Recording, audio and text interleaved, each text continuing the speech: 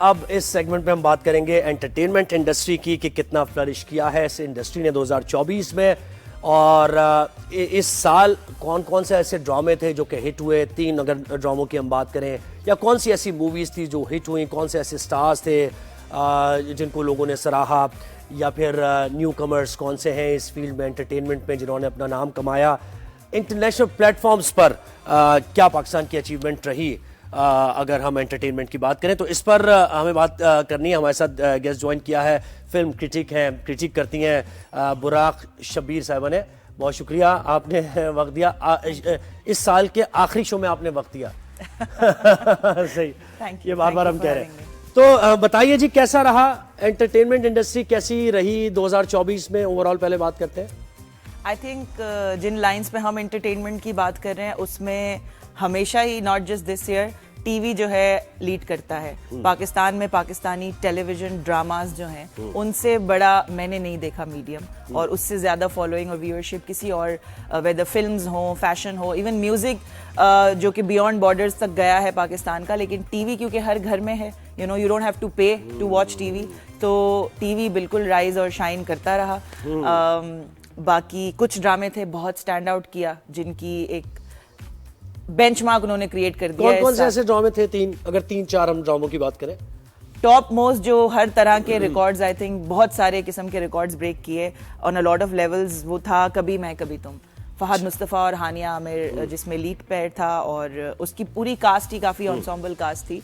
सो उसका final episode भी cinema में दिखाया गया। मतलब इतना पॉपुलर था कि लोगों ने टिकट्स देकर, परचेज करके, हमारी जो फिल्म्स देखने के लिए लोग घर से बाहर नहीं निकलते, टीवी पर जो एक ड्रामा मुफ्त में देखा जा सकता था उसको देखने के लिए लोग बाहर निकले, एंड इट वाज क्रेजी। मैंने ऐसा ड्रामे का फिनाले स्क्रीनिंग कभी नहीं देखी आज तक इतने सालों में। सो कभी मैं कभी तुम था। इश्क मुर्शिद जो फर्स्ट क्वार्टर के थोड़ा सा, मतलब शुरू में खत्म हो गया था, तो वो अब उसकी एक पॉपुलैरिटी बहुत ज़्यादा थी। कभी मैं कभी तुम की पॉपुलैरिटी ने आई थिंक उसको सरपास किया, लेकिन इश्क मुर्शिद इटसेल्फ काफ़ी पॉपुलर रहा। बिलाल अब्बास खान और दुर्रे फिशा की ऑन स्क्रीन केमिस्ट्री काफ़ी पसंद की गई। और खई एक ड्रामा था, फैसल कुरैशी एंड अगेन दुर्रे फिशा। उसका यॉनरा, उसकी थीम नॉर्मल हमारे ये सास बहू या रोमांस से थोड़ा सा डिफरेंट थी।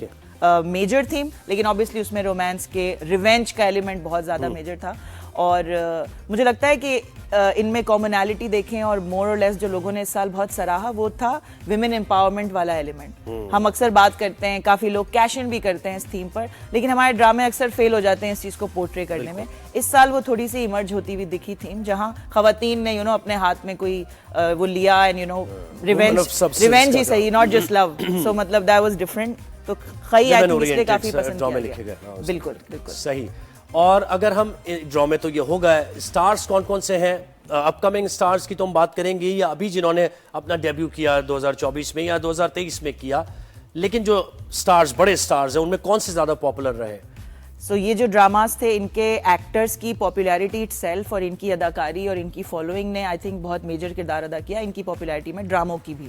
सो फहद मुस्तफ़ा एंड हानिया आमिर, हमें पता है कि टॉप मोस्ट कंट्री के एक्टर्स के कुछ हम नाम लें, सो इनकी on screen chemistry really worked. Fahad Mustafa का 10 साल, एटलीस्ट 10 साल बाद कम बैक था। हानिया आमिर इस वक्त हमारी मोस्ट क्या कहते हैं पॉपुलर एक्टर हैं एशियन, उसमें जो है वो 9th नंबर पे भी उनका वो आया ग्लोबली अगर हम देखें। सो उनकी पॉपुलैरिटी और उनकी acting skills I think combined. Then Bilal Abbas Khan और दुर्रे फिशान, जैसे मैंने ये दो नाम। और कैरेक्टर एक्टर्स की बात करें, उसमें कोई इमर्ज किया? क्योंकि हमारे यहाँ अब जरा कुछ कम हो गया है कैरेक्टर एक्टर्स का, काफी कम हो गया है, क्योंकि ये जो सारा सोशल मीडिया और फॉलोइंग और पॉपुलैरिटी वाला गेम क्योंकि बहुत ज्यादा ऊपर आ गया है, तो वो कैरेक्टर एक्टर्स की वो फॉलोइंग नहीं होती, जिनकी वजह से ड्रामा विल सेल बेटर।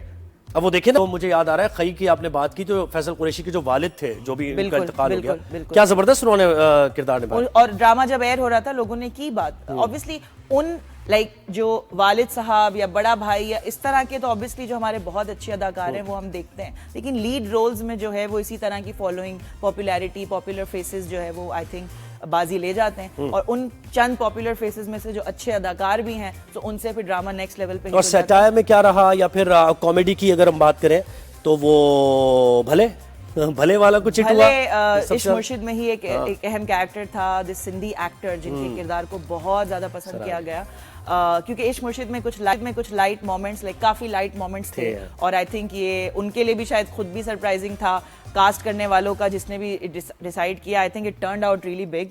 लेकिन वैसे थीम वाइज सटायर और कॉमेडी एज सच हमारा टीवी इतना अच्छा नहीं कर पाता।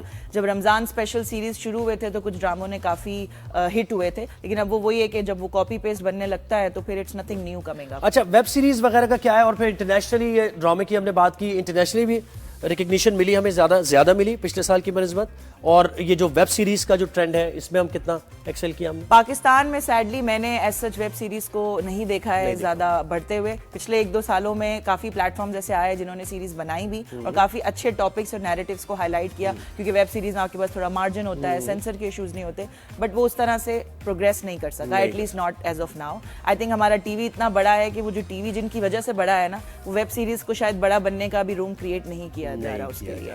और इंटरनेशनली कभी मैं कभी तुमसे ही शुरू करें, इवन इश्क मुर्शिद फॉर दैट मैटर, और दूसरे भी पाकिस्तानी ड्रामे, इंडिया में एक बहुत अच्छी फॉलोइंग है। कभी मैं कभी तुम का स्पेशली था कि बांग्लादेश में और इंडिया में काफी देखा गया।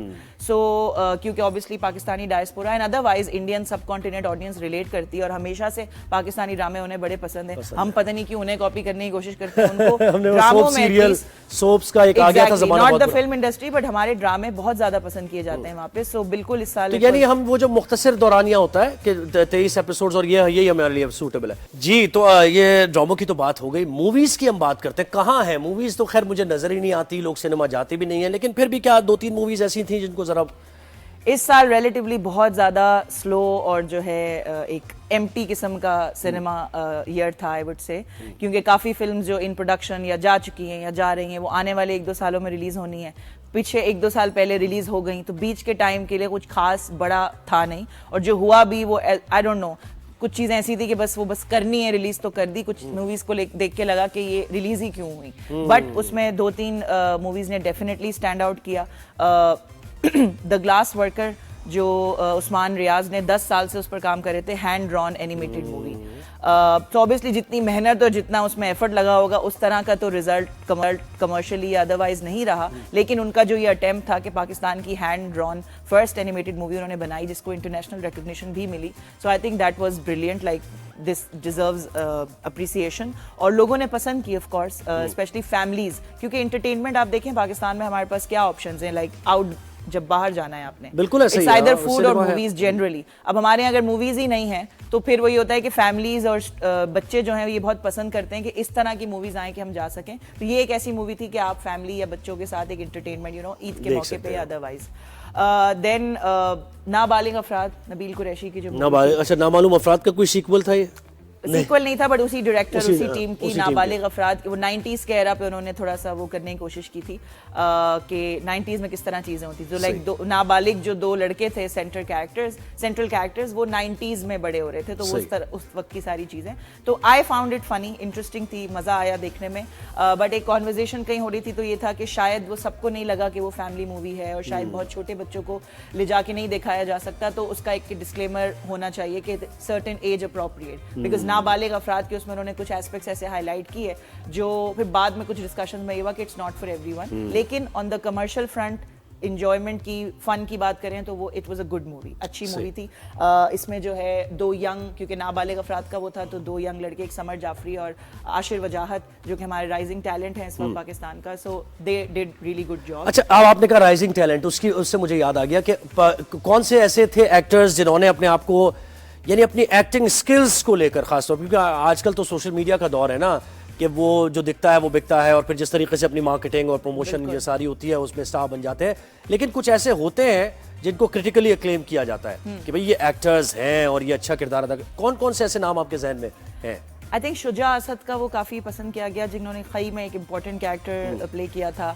इस वक्त भी वो 2 ड्रामों में एक तन मन नीनो नील एक ड्रामा है, ऐश के जुनू एक ड्रामा है, सो थोड़ा सा विलेनस उनका एक कैरेक्टर भी देखने को मिला, वो भी लोगों ने बहुत अप्रिशिएट किया। तो basically his acting, I mean he is a good looking actor anyway, but acting भी उनकी सराही गई एंड यू नो उनकी एक्टिंग पर हमने काफी अक्लेम देखा कि उनको मिला। फिर अली रजा एक एक्टर हैं जो इस साल के एक टॉप ड्रामा था नूरजहां, जिसमें एक कैरेक्टर इंपॉर्टेंट कैरेक्टर था उनका, लाइक जो फीमेल लीड हमारी थी उनके ऑपोजिट उनका कैरेक्टर था। अभी वो इक्तदार एक ड्रामा है उसमें आ रहे हैं, तो उसको भी काफी पसंद किया गया। अगेन देखिए, लुक्स को हम डिनाई तो नहीं कर सकते, स्पेशली समथिंग जो लोग देखते हैं। So these are good looking people with good personality and you know, लेकिन उनकी acting obviously always adds value because आपका काम ही एक्टिंग करना है। So these two names, अगर हम मेल एक्टर्स की बात करें, फीमेल में honestly I have not been able to think really a new name, जो कि बिल्कुल पहले नहीं था और इस दफा हमें। और राइटर्स की हम बात करें या कंटेंट की बात करें, इंप्रूव हुआ है कंटेंट हमारा, जैसे आपने कहा कि अब ड्रामे ऐसा है कि सोशल इश्यूज पर कुछ आ रहे हैं, विमेन एम्पावरमेंट की बात हो रही है,